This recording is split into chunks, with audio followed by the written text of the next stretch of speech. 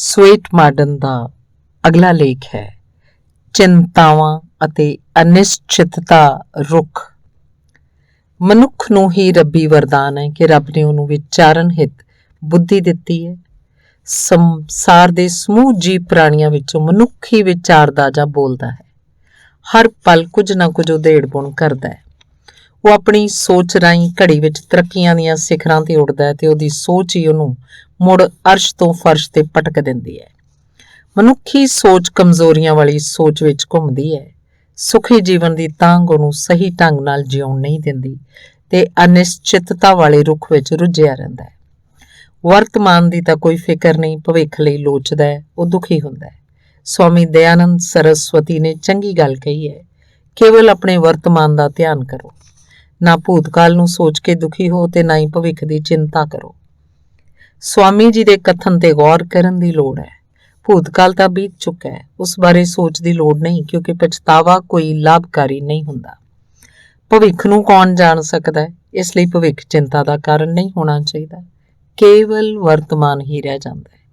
ਇਹ ਵਰਤਮਾਨ ਜੋ ਭੂਤਕਾਲ ਬਣਨ ਵਾਲਾ ਹੈ ਨੂੰ ਸੁੰਦਰ ਬਣਾ ਕੇ ਜਿਉਣਾ ਚਾਹੀਦਾ ਹੈ। ਵਰਤਮਾਨ ਤਾਂ ਹੀ ਸੁੱਖ ਵਾਲਾ ਭੂਤਕਾਲ ਬਣੇਗਾ ਤੇ ਭਵਿੱਖ 'ਚ ਸੁੱਖ ਦੀ ਕਾਮਨਾ ਕਰੋ।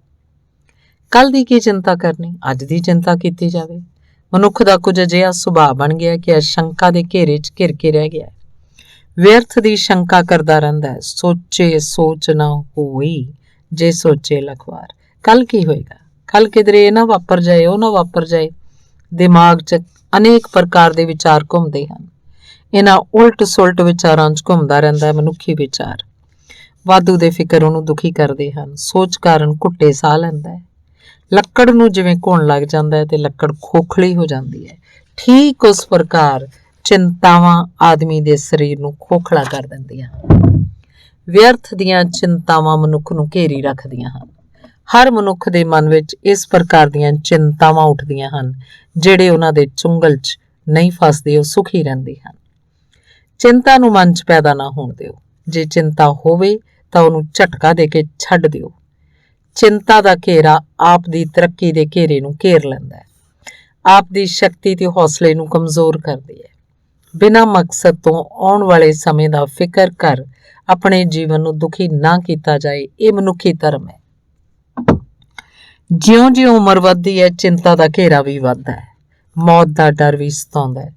ਮੌਤ ਤੋਂ ਕੀ ਡਰਨਾ, ਇਹ ਤਾਂ ਨਿਸ਼ਚਿਤ ਹੈ। ਚਿੰਤਾ ਕਰਨ ਨਾਲ ਮੌਤ ਟਲ ਨਹੀਂ ਜਾਂਦੀ, ਸਗੋਂ ਅਸੀਂ ਆਪਣੇ ਜੀਵਨ ਨੂੰ ਚਿੰਤਾ ਰੂਪੀ ਦੀਮਕ ਰਾਹੀਂ ਛੇਤੀ ਉਸ ਵੱਲ ਪੁਲਾਂਘ ਪੁੱਟਦੇ ਹਾਂ। ਮੌਤ ਦੇ ਡਰ ਕਾਰਨ ਬਹੁਤ ਕਾਰਜ ਪਛੜ ਜਾਂਦੇ ਹਨ।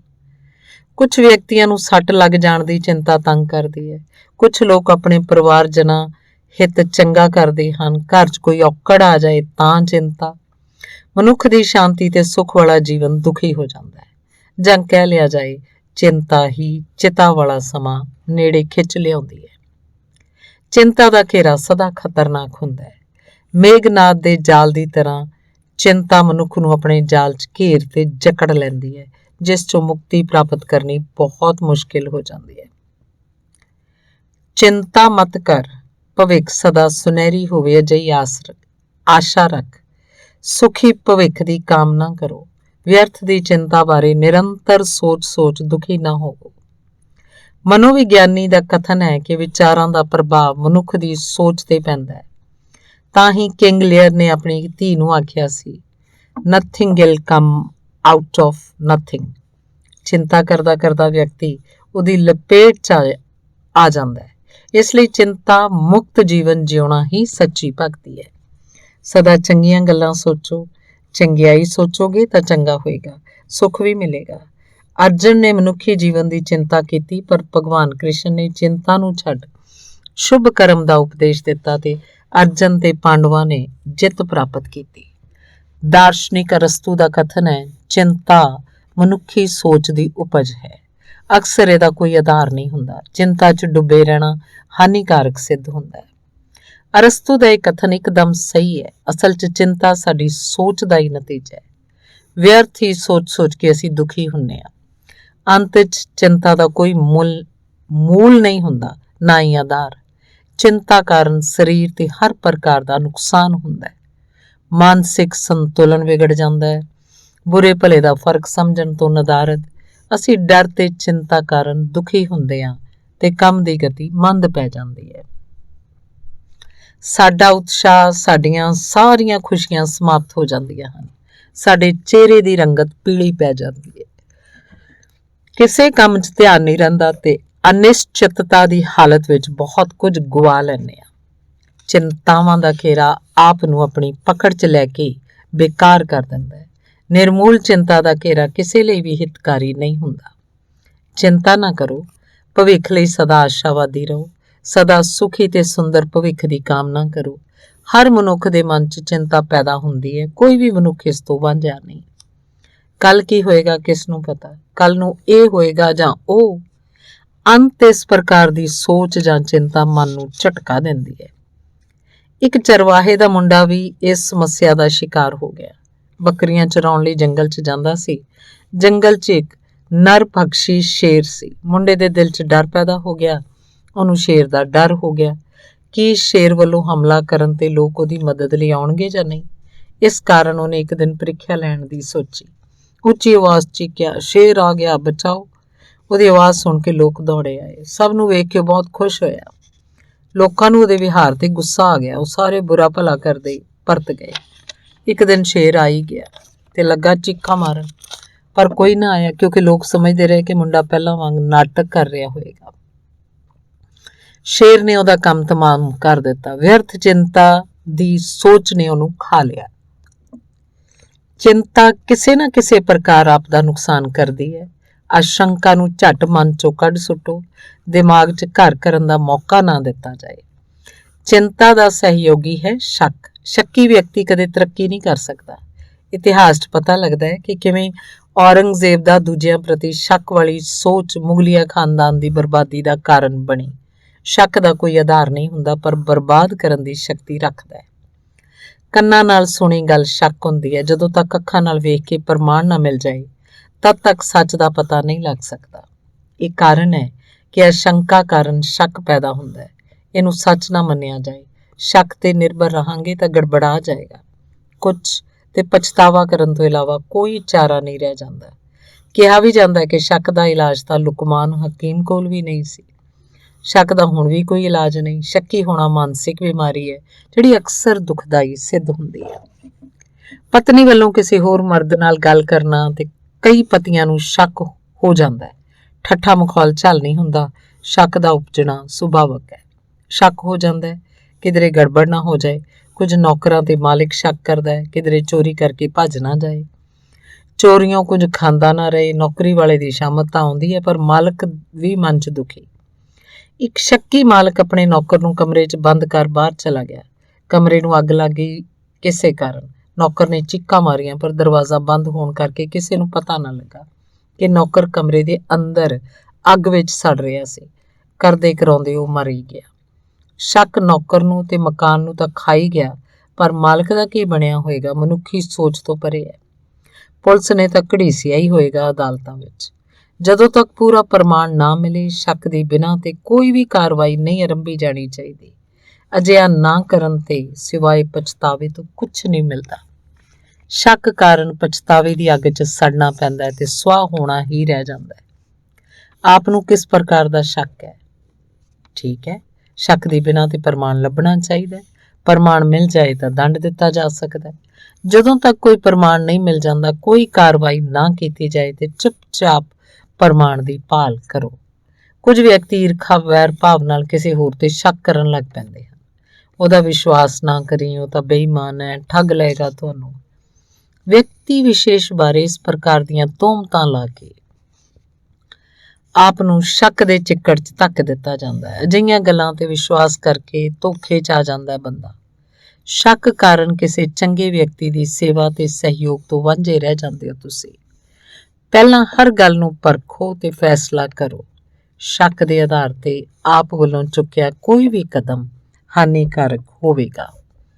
ਇਸ ਤੋਂ ਵੱਧ ਦੁਰਗਤੀ ਕੀ ਹੋ ਸਕਦੀ ਹੈ? ਜੇ ਦੋ ਮਿੱਤਰਾਂ 'ਚ ਸ਼ੱਕ ਪੈਦਾ ਕਰਨਾ ਹੋਵੇ ਤਾਂ ਇੱਕ ਦੇ ਕੰਨ 'ਚ ਕਹਿ ਛੱਡੋ ਕੁਝ ਨਹੀਂ, ਦੂਜੇ ਮਿੱਤਰ ਦੇ ਪੁੱਛਣ ਤੇ ਉਹ ਕਹੇਗਾ ਕੁਝ ਨਹੀਂ, ਪਰ ਸ਼ੱਕ ਦਾ ਪੂੰਗ ਪੈਦਾ। ਭਾਵੇਂ ਮਿੱਤਰ ਨੇ ਸੱਚੀ ਗੱਲ ਹੀ ਕਹੀ ਸੀ ਕਿਉਂਕਿ ਉਹਦੇ ਕੰਨ 'ਚ ਤਾਂ ਕਿਹਾ ਗਿਆ ਸੀ ਕੁਝ ਨਹੀਂ, ਦੋਵਾਂ ਦੋਸਤਾਂ 'ਚ ਲੜਾਈ ਦਾ ਕਾਰਨ ਕੁਝ ਨਹੀਂ। ਸਰ ਕੈਲਰ ਅਮਰੀਕਾ ਦੇ ਇੱਕ ਪ੍ਰਸਿੱਧ ਉਦਯੋਗਪਤੀ ਸਨ।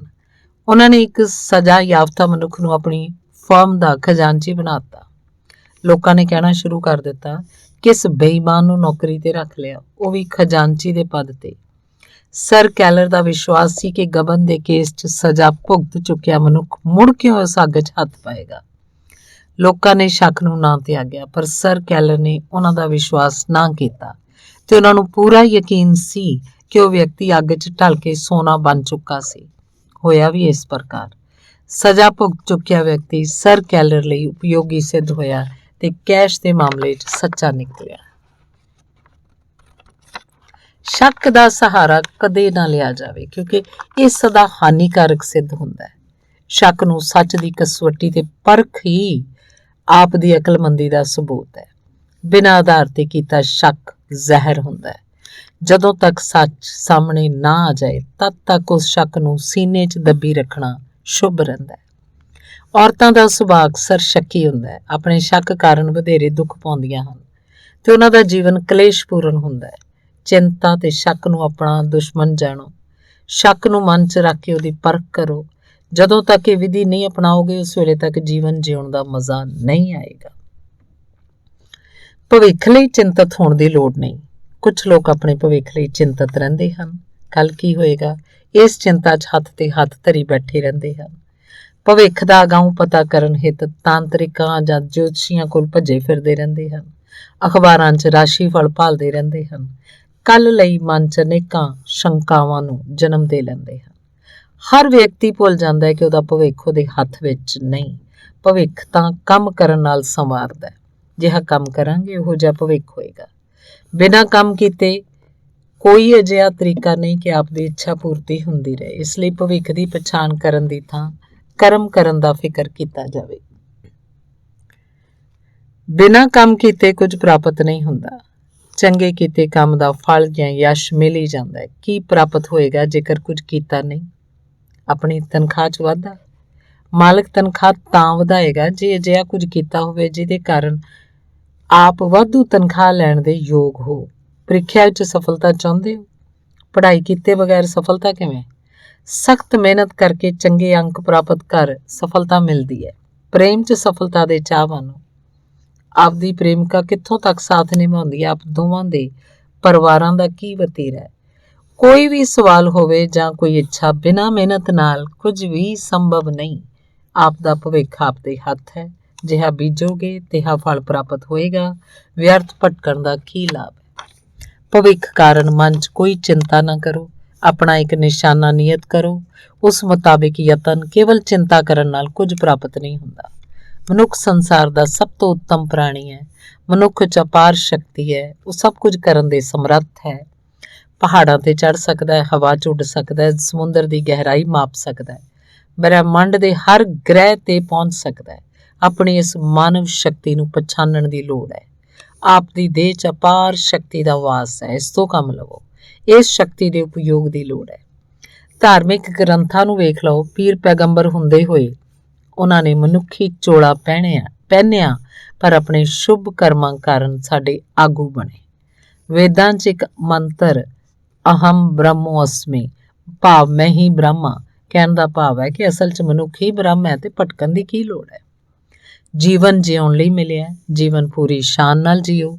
ਕਿਸੇ ਤੋਂ ਪਿੱਛੇ ਕਿਉਂ ਰਹਿੰਦੇ ਹੋ? ਕਰਮ ਕਰਨ ਤੇ ਹੀ ਰਿੱਧੀ ਤੇ ਸਿੱਧੀ ਪ੍ਰਾਪਤ ਹੁੰਦੀ ਹੈ। ਧੰਨਵਾਦ।